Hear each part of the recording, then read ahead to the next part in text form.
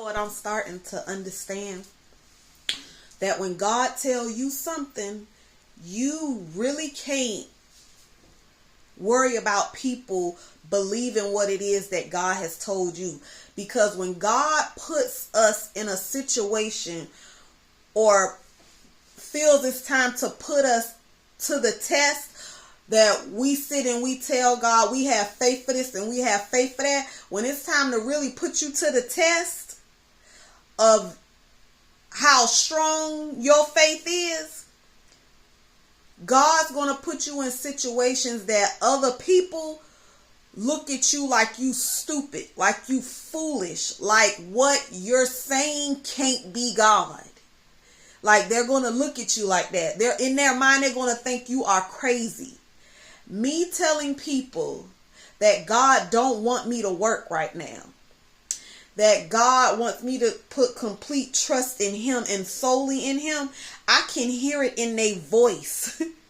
I can listen to the way that they say things, that they think I'm retarded, that they think I'm crazy, but yet these are the same men and women who claim that they trust God, that they have faith in God, that He's the same God in that Bible that He is today.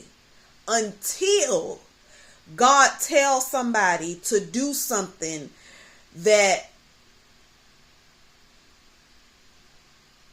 is against human reasoning or understanding, then they go to second guessing stuff. I'm noticing that. I don't know if y'all noticed that, but I noticed that.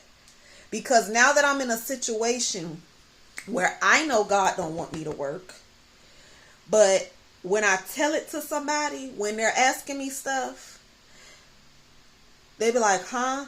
No, you heard what I said. Like, God don't want me to work. I've heard too many testimonies of people going through this. Granted, I didn't think that I would end up being that person going through this like this. But I'm here. And I know why I'm here. I know the type of faith that God has put in my spirit that He wants, that I'm going to need to have in the days to come.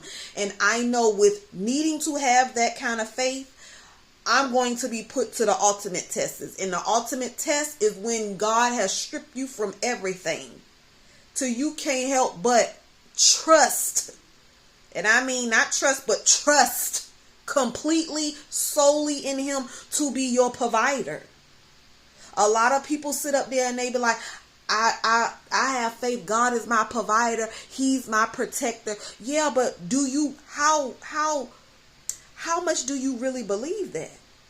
How much do you really believe what you're saying? You believe it until your finances are stripped from you.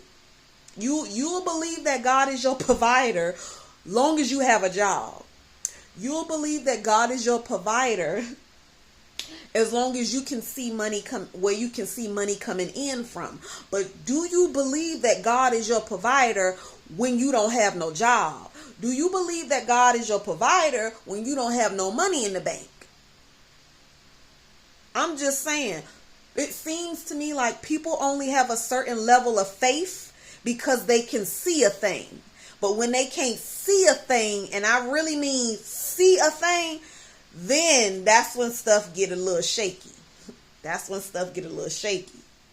Because like I keep telling people, I don't want to go through losing my apartment. I don't want to go through losing my car. But if God doesn't see fit for me to be in this apartment anymore, if God sees fit for that car to be taken from me, I will be hurt.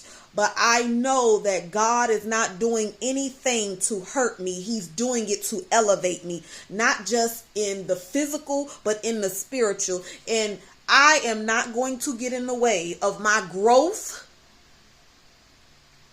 in my relationship with God, in my faith with God, in my trust in God. So all I want to know is, do you really have the type of faith that you say you have? Because if God take whatever you got right now and take it from you, where does your faith really stand?